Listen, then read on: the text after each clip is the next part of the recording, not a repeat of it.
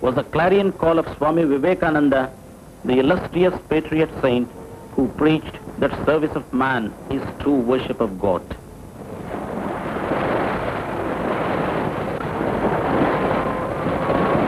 In December 1892, Swami Vivekananda, as a wandering monk, visited Kanyakumari, the southernmost tip of the Indian mainland at the confluence of the Bay of Bengal, the Arabian Sea, and the Indian Ocean.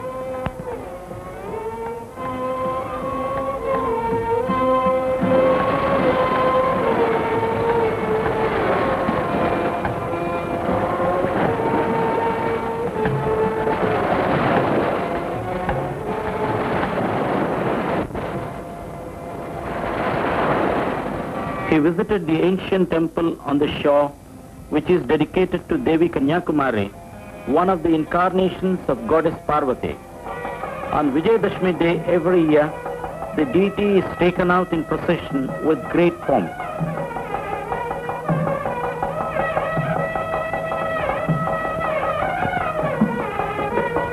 From the sandy beach on the eastern coastline, Swami Vivekananda swam in the shark-infested mid-sea for over a distance of 500 yards to the rock, which is known from ancient times as Sripadaparai.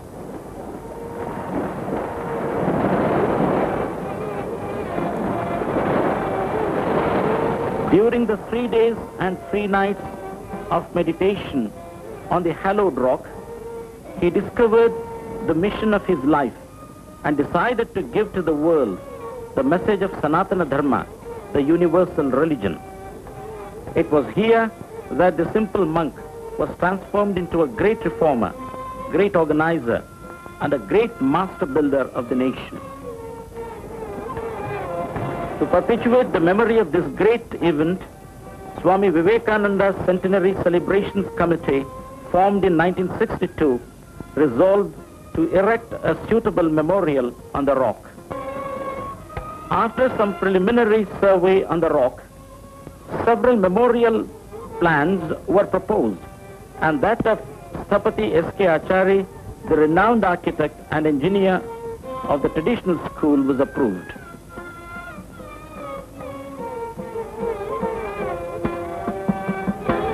From all over the country, donations more than 1 crore of rupees were collected, about 75% of them coming from the common mass of people, contributing small amounts. A miniature model of the main edifice, made in sandalwood, was utilized to explain to the visitors the details of the proposed memorial. As the memorial site was in mid-sea, it was decided to construct the memorial in granite. To determine the strength of the inner core of the rock, a test bore 60 feet deep was made, and the results were found satisfactory.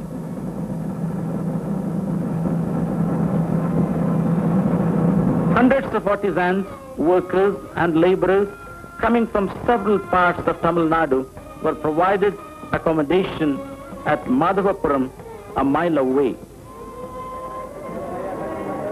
Bluish granite stones, which were used in construction below the beam level, were obtained from a quarry 70 miles away, while red granite stones, which were used for the superstructure, were procured from a quarry 100 miles away.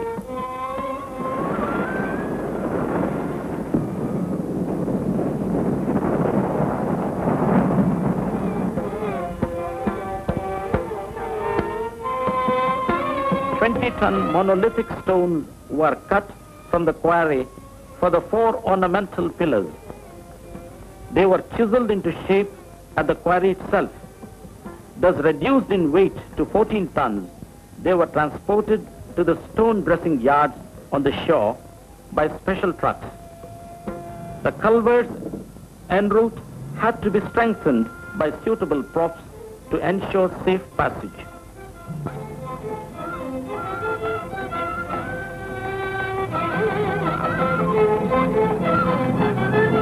Relief carving, dressing of stones, and polishing them manually were executed under the expert guidance of Sthapati S.K. Achari, the chief architect and engineer in charge of the entire construction.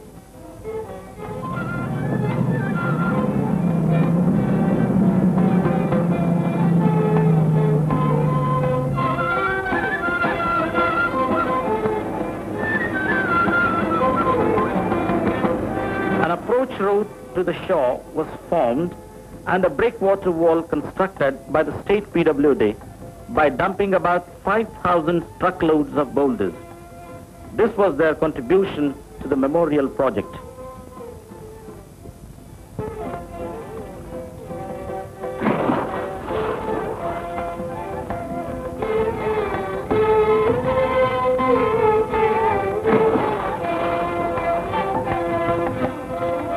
At the initial stage, a temporary landing platform made of wood was put up at the foot of the rock, and a ferry service consisting of small rowing boats was used to transport men and materials from the shore to the rock.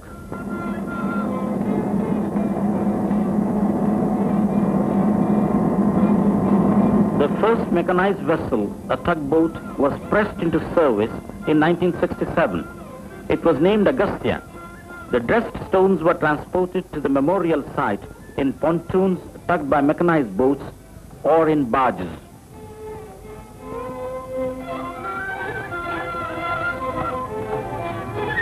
After the preliminary work of blasting stones at the lower level of the rock, the foundation stone for Dhyana Mandapam was laid on Vijayadashmi Day in 1967 by Shri Eknathji Ranade, the organizing secretary.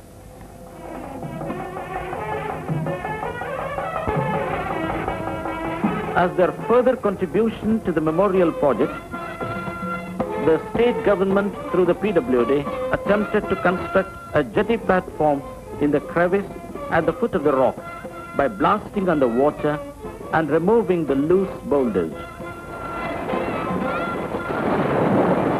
Two large crevices at the foot of the rock on either side of the main edifice were converted into reservoirs for storing rainwater required for construction work.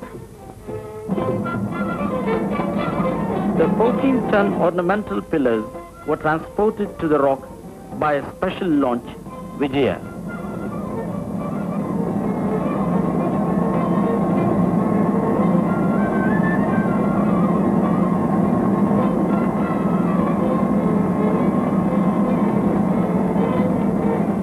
A solid track was laid on the slope of the rock to haul up heavy materials to the site levels using manually operated winch and wire ropes.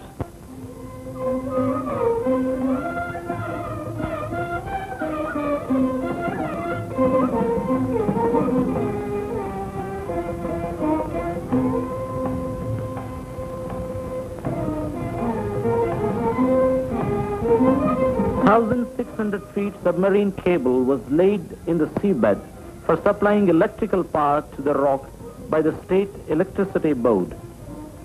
The cables were anchored by suitable concrete blocks to keep them in position.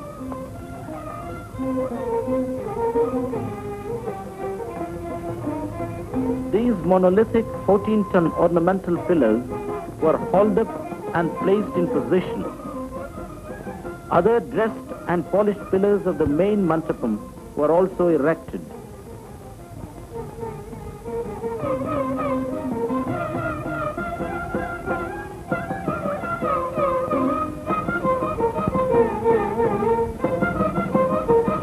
The construction of one big and 7 small shikarams, including a rectangular one in the front, was taken up when the work up to the terrace level was completed. Huge elephants carved out of monolithic stones were placed in position. Stone by stone and pillar by pillar, the memorial was taking shape.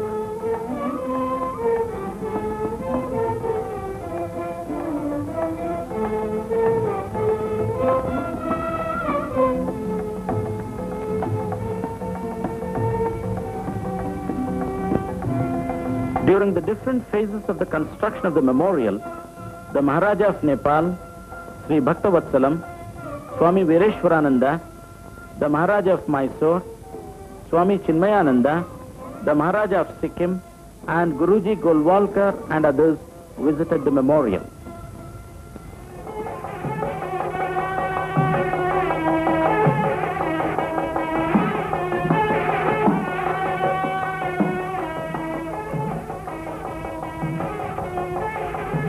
The Kalasham on the main Shikharam was installed with due rituals by Sthapati S.K. Acharya. 2 months-long inaugural celebrations were organized from September 1970. The consecration of the memorial was performed by Swami Vireshwarananda, the president of Ramakrishna Mutt and Mission, on the 2nd of September 1970. The traditional ceremonies started in the early hours. Many other spiritual leaders, including Swami Chinmayananda, participated in the ceremonies.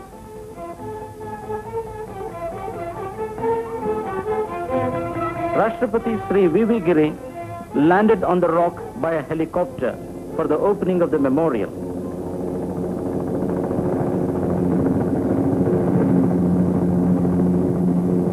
He was welcomed in the traditional manner with Purna Kumbha.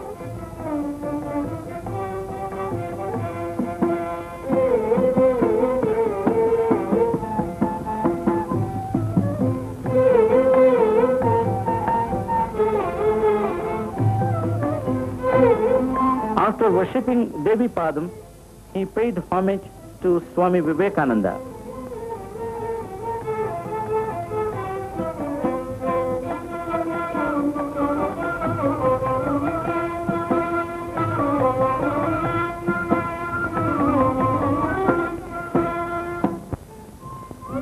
The pillars inside the Sabhamantapam are embellished with carvings representative of our culture.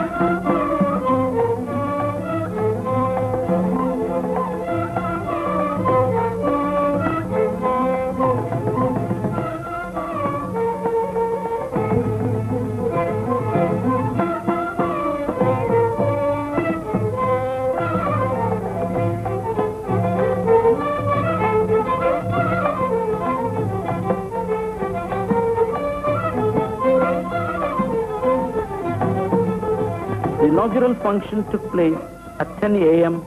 on the shore opposite to the memorial, and it was presided over by Sri M. Karunanidhi, the Chief Minister of Tamil Nadu. Shri Eknathji Ranade in his report said that a part of the dream had been realized. He referred to the further aspiration of the committee to establish a service mission with a significant program of building up a cadre of dedicated life workers, a lay order of missionaries.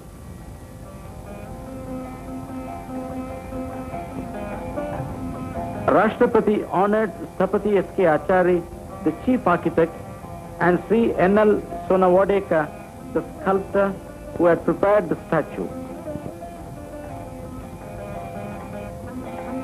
After benediction by Swami Vireshwarananda, Sri V.V. Giri in his inaugural address said that Swami Vivekananda's contribution was not limited to religious revival and cultural renaissance, but also to bring about a salutary change in the attitude and the approach of the people to the social problems.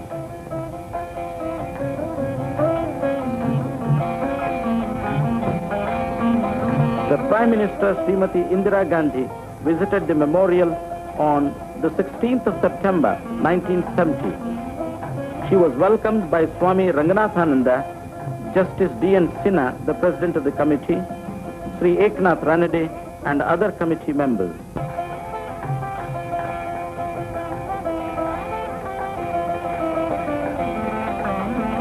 After she had paid homage at the feet of Swami Vivekananda's statue by offering flowers, she was taken around the memorial.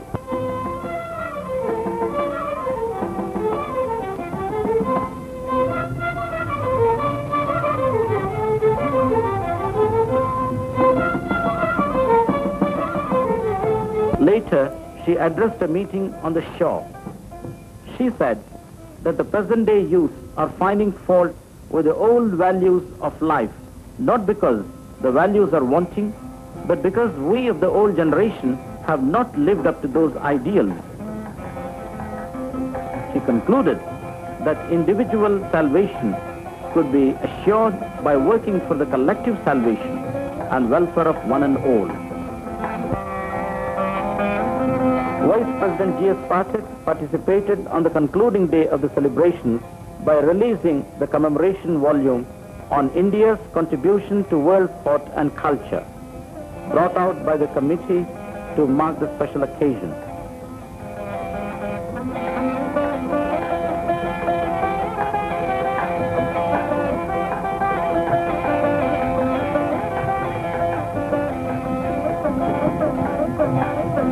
Dignitaries from all over the country who visited the memorial during the celebrations and after include the Defence Minister of Norway, Sri H.N. Bahuguna, Dr. Karan Singh, and Sri T.A. Pai, the Union Ministers, Admiral Krishnan of Indian Navy, Guruji Golwalkar, Srimat Swami Shankaracharya of Kanchi.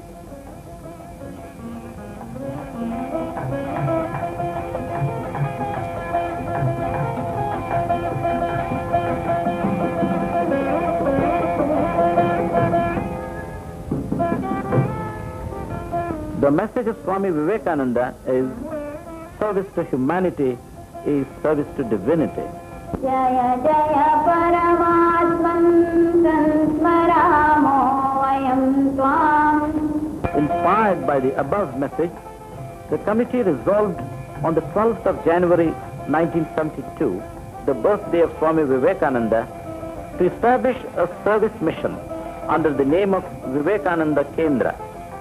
The traditional flag, saffron in color and triangular in shape, the age-old symbol of renunciation and service, with the symbol Om inscribed on it, was hoisted by the President, Professor P. Mahadevan, to reach the top of the mast, heralding both the rise of the sun and the emergence of Vivekananda Kendra on that memorable day.